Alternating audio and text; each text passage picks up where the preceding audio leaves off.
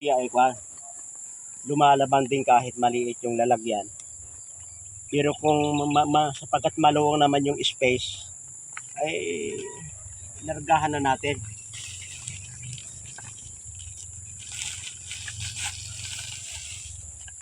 Yung ugat niya, gustong gusto niya yung sunog na ipa. Ito, yan o, yan. Lalagyan ng kanyan. Tapos saka yan tatabunan. Papatikin yung pababa para matabunan siya ng maigi. Yan yung kan. Oh.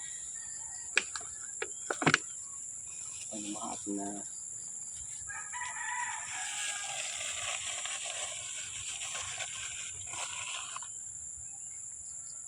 Yun.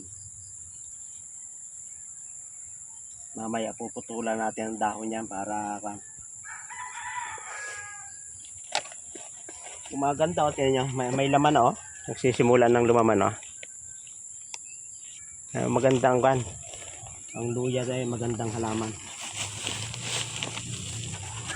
Ngayon ay yung ugat niya ay makakawala na, makakapagala na.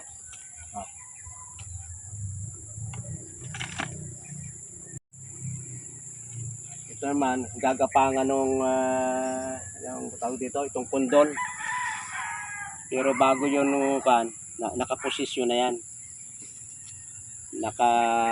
Nakakuha na siya ng paglaman. Ito man lalagyan ng pitsay at mustasa kasi ang pitsay at mustasa gumaganda kahit lilil.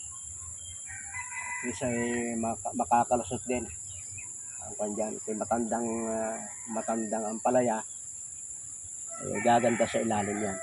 Para hindi naman sayang kasi malaki yung ilalim. Pag mamimitas ay dito na lang dadaan sa gilid. Talaga nasa paglaman na siya.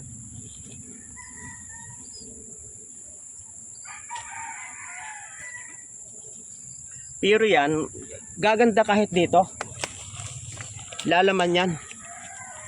Di lang, mas maraming laman siyempre pag nandun sa naka-direct sa lupa. At nabunot. Ha? Oo, huwag mo natanggalin. Bunot, tingnan mo yung kamay. Nakagayon, no? Sa sira yung pag tatanim kayo kahit ibabaliktad nyo, yung kamay ay nakasalo sa lupa at bubunutin yung plastic. Pag hindi mo pinutol, tumba ng tumba yan. Putulin mo din eh.